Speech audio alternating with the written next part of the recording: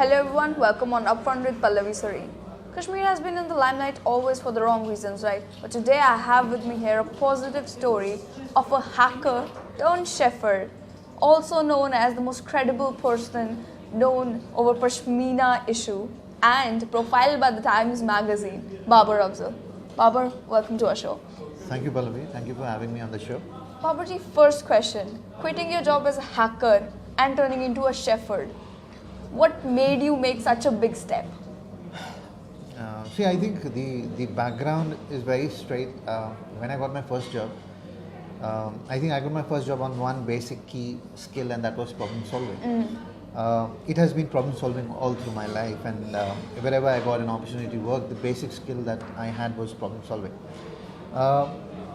That took me out of India, and I was in love with technology, and I think I had that knack to look at technology from a different window rather than people look at technology from one side. I was looking from the other side. People believe I was a hacker, and I did a lot of work internationally when it came to technology and securing. I was an ethical hacker.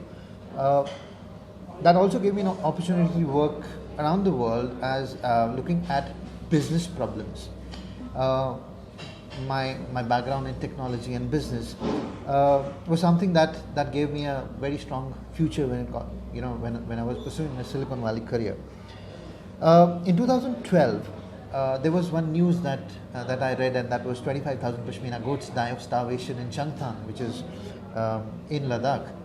And I had also been painting. I'm an artist. As a child, I used to paint, and I looked at this issue purely from an artistic perspective, that this is a good subject. I should go and paint about the subject, because in Changtang, every year you have a snowfall which is about 2-3 centimeters, and that year the snowfall was 118 centimeters, and the goats died of starvation, and food got buried for 3 months, and they died of starvation. That was an incident which actually moved me, and I realized that there is something serious happening here. I painted. I took that as a serious subject and started painting and sensitizing, because the only issue, the only thing I had, the only power I had was an artist. Let me paint. I do not have any power position. I do not hold the policy of the state. Let me do something, and the only skill that I had was as an artist, I could paint and I could sensitize people around the issue, the issue of climate change, and how that is linked to the Pashmina goat and the entire Pashmina ecosystem of Jammu and Kashmir. I did that, and I thought, that is it, and let me go back and to my own world. But then after some time, I realized that it did not really do anything, and that led me into doing something else, and I went deeper into the subject. But still, from being a hacker and behind the screen always to being a shepherd and being on the ground, right. How did you deal with that shift?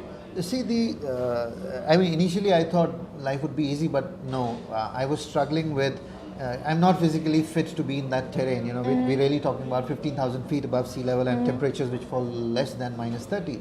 I was struggling with food, language, weather, snow leopards and bears and all of that. But I think I had made up my mind that the first 3 months were tough. And then I had made my mind I would not go back, and consider on one side you are you're accustomed to your phones and your laptops and all of that, but you're in a terrain where you don't even have a proper electricity connection. It became a spiritual journey for me, and I think that is what I also mention in my book. The lessons of life I have learned from these nomads and shepherds and these weavers who are my heroes now, and I represent them globally. We'll talk about this book. It's named like 6 times thinner, yes. which is a play word on Pashmina, right? Yes. So what compelled you to write that book, and what is so special about that book that people should go and read it? See, the title of the book is 6 times thinner, the call of Pashmina.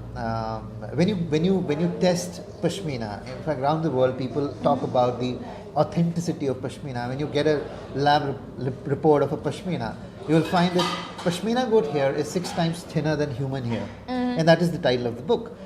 It's very interesting how this whole thing came to me, and in that book, I share wisdom of shepherds.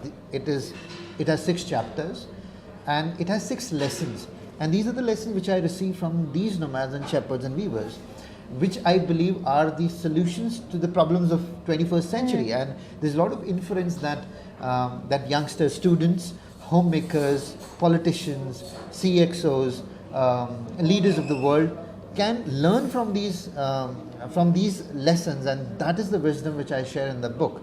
And you know, for example, the first lesson which I get from these nomads is share excess baggage. I think internally and externally, it is very important that we sort ourselves internally. And when you look at a shepherd, you will find that one shepherd, is taking care of 500 to 2,500 goats. Now, how would one do that?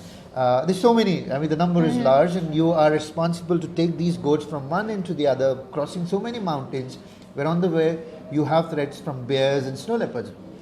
Now, a shepherd can only do that when the shepherd is light. If you look at the shepherd has that staff and a blanket.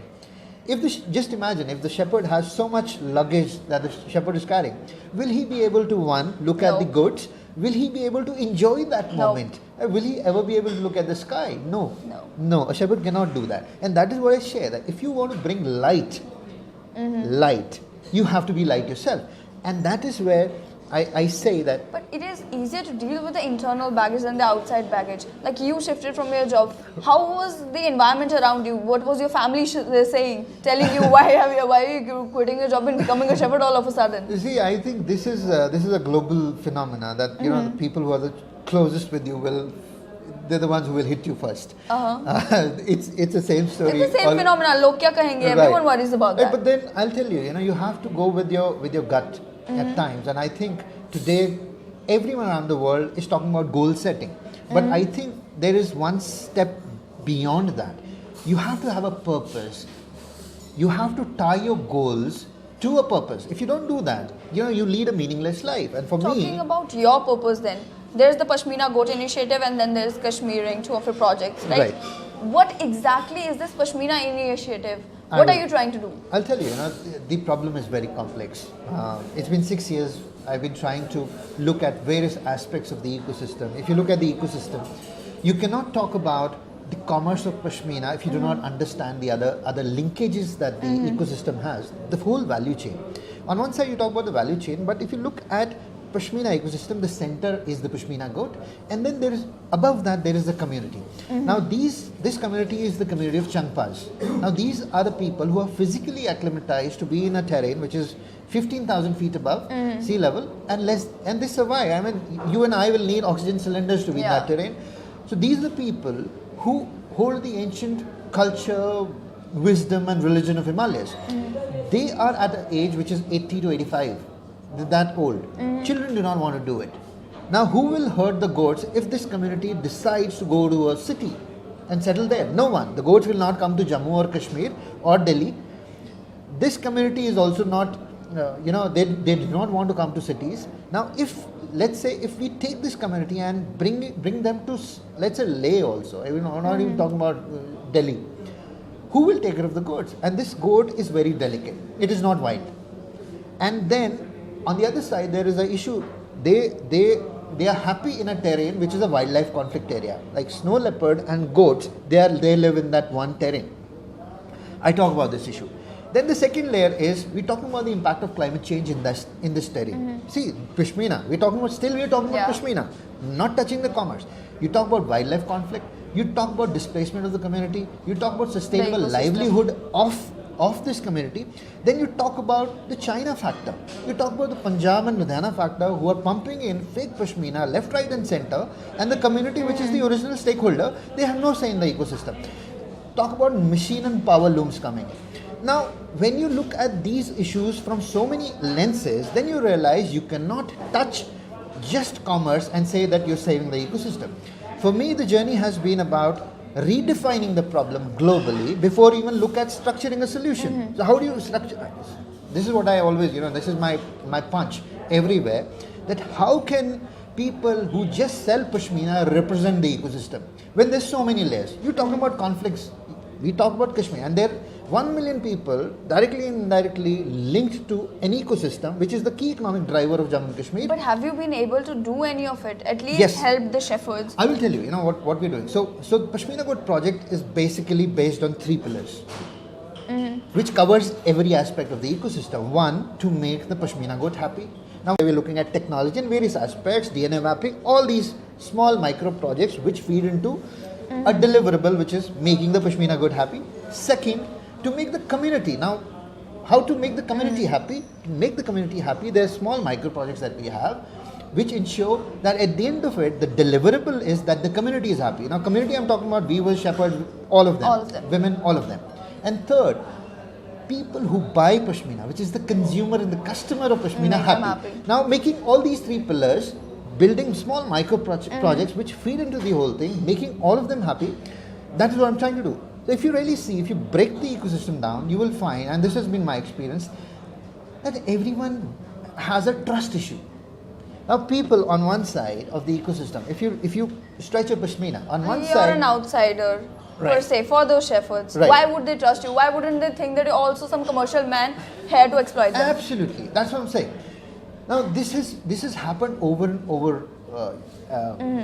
This has happened, the exploitation has happened from years, and it's like decades this has been happening. And the problem is, it has not been outside. I mean, this is what I've been hearing from people around the world. That you're not from Jammu, you're not from Kashmir, you're not from Ladakh. The thing is, you don't have to be anyone. And that is what I'm trying to do. You have to handle this from a position of insignificance. And only when you're there, then you will be in a position to be unbiased to the ecosystem. Now, I have people from around the world who are joining hands to figure out a solution. Now tell me, if you get Richard Branson and Mark Zuckerberg on one table, and if they get excited to look at Pashmina as a problem, do you think you need anyone else? No. Even I am not required. Now, why? Because there is a will, and there are people who are genuine, and they are loaded. And you don't need, on one side, I've seen people who are very totally dependent on the government. But for me, I'm saying that you cannot expect everything from the government. But have the state government, the Indian government, or the international community been supportive of this project? I mean, actually, I'm telling you, yes, there are initiatives. But trust me, there's a lot more that needs to be done. And for me, I believe that you only have one life, right? You have to deliver, and you have to figure out ways to deliver results in a smarter way and in a shorter span of time. And how do you do it? For me, my stance is that I have something called a Pashmina dialogue, which I'm taking globally, where I'm trying to influence the import policy of Pashmina, making a better case for countries than China. China, see, if you look at China, I mean, the whole belt, you have China, Bhutan, Nepal, and India, right? Globally, if you look at Pashmina, what is the market share that India has? Just guess. It's less than 1%. Just 1%. It's 0.6 actually. 0.6. Now, China has 71% market share. Can you even beat what I'm saying? No, right? And in this also we are divided. 0.6 also is divided between fake and real. Yeah. Recently I was in London. Randomly we came across a store who was selling Pashmina, and people have been calling me around the world. People, when they import Pashmina, they seek my advice. That is it real or not? So should we buy from here or not? Trust me, it is not about real or fake. There is a bigger issue that needs to be addressed. So when people ask me, how do you say that this is real or this is fake? This is not important. Sorry, this is not even the matter. This is not important at all. They're bigger. So China will come up with 20 technical specifications which are better than the Indian Pashmina and win the game on technical specification. Yeah. But China does not have stories. China does not have that art. We are the best in the world when it comes to tensile strength and talk about the quality of Pashmina in terms of whiteness and all of that. So how do you fight a battle with a dragon first? And then how do you sensitize people on ground? So what is missing? Missing is people who buy Pashmina around the world, even in India. They are not a part of a bigger campaign. So we recently started a campaign called #WhoMadeMyPashmina. Now this #WhoMadeMyPashmina is about encouraging buyers around the world when they buy Pashmina to get into the story of who made your Pashmina. They should know the life that this community has. Do you know who makes your Pashmina, and do you know what is the kind of life? One question though, one very relevant question though. You're helping the shepherd community get a better lifestyle. How are you managing your own sustenance through this? All right. Now see, it's been 6 years. I have not taken even a single rupee from anyone. when it comes to supporting this initiative. And I'm so thankful I did not, because there have been people who've been after my life. They wanted to participate in different ways, but then I realized this participation is totally driven by the commercial interest. I've been sustaining myself for many years now, and I think I've been able to do that well with my background and what I earned in my previous career. But now I think it is time that we structure this whole thing. I have adopted a lot of families in Kashmir and in Ladakh, and I'm helping a lot of people. But I think we need to scale this up. And now to scale an initiative, you need the right people. I am talking about millions and millions of dollars now. I am on the tables where this initiative my work is being looked at a turning point for a $4 billion industry. Bloomberg did a story on what I am doing. There's a documentary as well. Yes, there's a documentary also. Now, first, I'm saying, let us build that traction for this whole ecosystem, because it is dying and there's no sustained effort. And who are the buyers? If you look at Pashmina, on one side you have wives of millionaires and billionaires who buy Pashmina. On the other side, people who produce are literally living lives of beggars.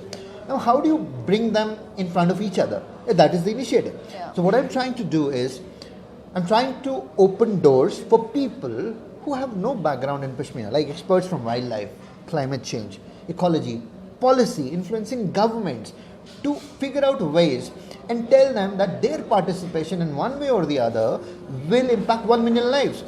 Now consider this. I started with Pashmina as a product, as a key economic driver, but now my initiative is being considered as a peace initiative. Because 1 million people also have brains, they have minds, and they have hearts. If you figure out ways to win them, you participate in the issue of Kashmir, right? So it is, they are people, right? They're real people, all the three regions. And on the other side, when you look at internal division of the state, Jammu, Kashmir and Ladakh, you know the division that everyone tries to exploit. This is one fabric which binds everything together. You have Ladakh, which produces, Kashmir does art, unique art, which from Iran through the Silk Route came into Kashmir, and it has found its base there. And in Jammu we have Basoli. All the three regions are linked together through this Pashmina. So see how beautiful it is. On one side, you figure out a way, a project which binds all of them together.